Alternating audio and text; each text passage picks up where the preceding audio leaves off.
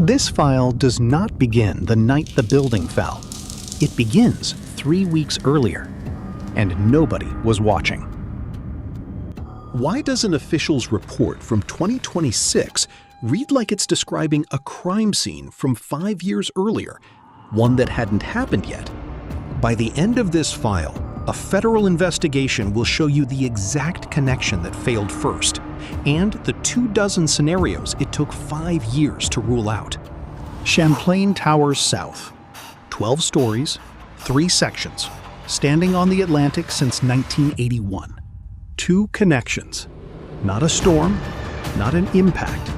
According to the federal investigators, 2 connections underneath a pool deck. This is where the investigation says it started. Not the night everyone remembers, weeks before it. The National Institute of Standards and Technology started documenting this building on June 25, 2021, one day after it fell. You know this building as a sudden collapse. The report you're about to see describes something closer to a slow unraveling. NIST calls them the west, middle, and east parts. Only 2 of the 3 came down that night. 98 people died on June 24, 2021. This file is about what the record says happened to the building beneath them. This is the real source. NIST's National Construction Safety Team, its technical findings, released 5 years to the month after the collapse. The team examined 24 possible starting points before settling on one. It narrows to this: 2 connections between garage columns and the pool deck slab in early June 2021. This was documented. It was in the record. Nobody connected it to the collapse until this report did this year. The headline said sudden. The report says otherwise. Both are describing the same building. So we go where the report goes first, underneath the deck, to the connections themselves. Engineers call it punching shear. Picture a pencil pushed straight through a piece of paper. That's what NIST says happened at 2 garage columns. The slab's connection to the column simply gave way.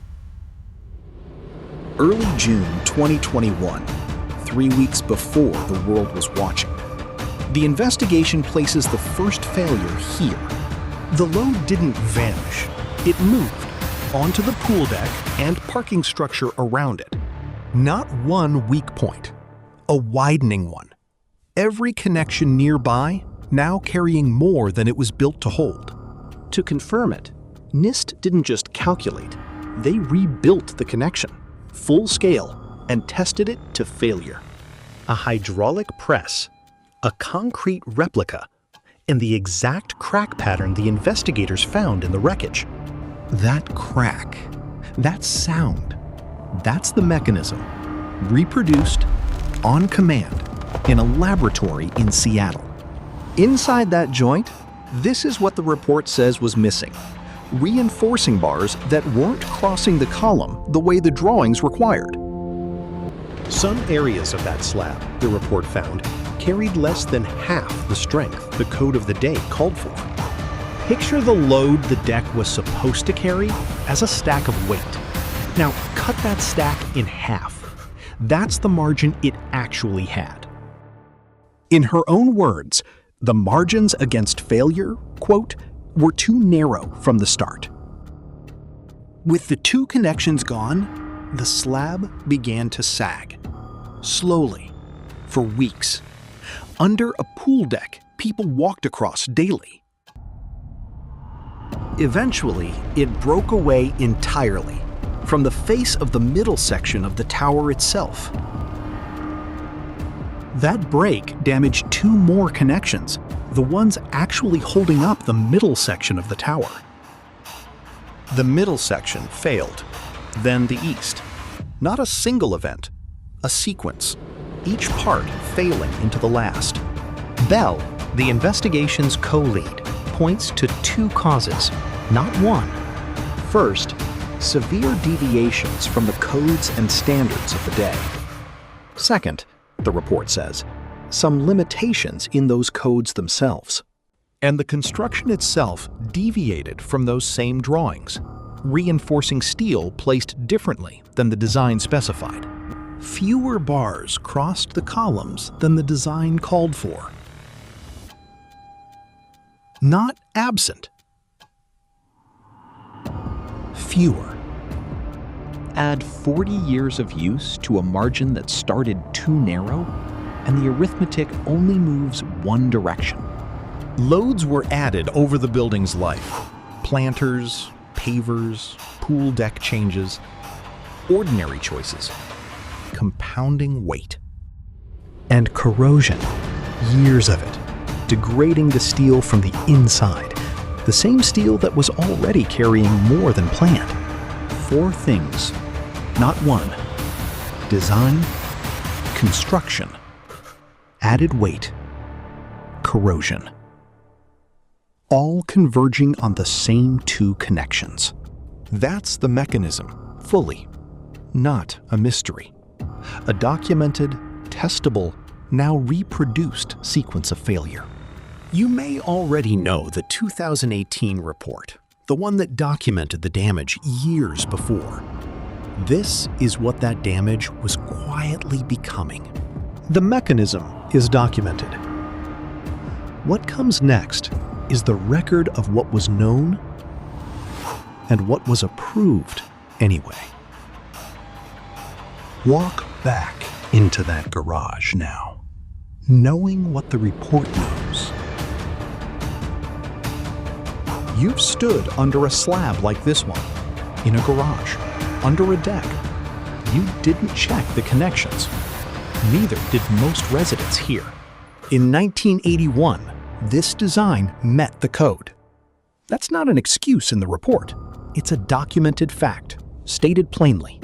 45 years later, the same investigators are writing the recommendations for the code that allowed it. The building stood for 45 years under a code that allowed this margin. The finding that it shouldn't have arrived after the building didn't. Let that stand on its own. 600 pieces of evidence, cataloged, tested, held for 5 years before being returned to local police custody. Investigators couldn't even locate the building's as-built drawings. Everything had to be reconstructed from what remained. So the geometry itself, the exact rebar layout, was rebuilt piece by piece from the wreckage, not the archive. Nothing in this mechanism was visible to a resident walking to their car. That's what makes a margin, not a warning sign. The finding wasn't tested once. Computational modeling, physical testing, materials analysis. Same answer, 3 different ways.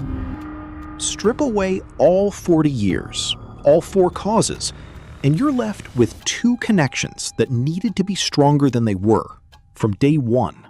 There's a strange quiet to a finding this specific.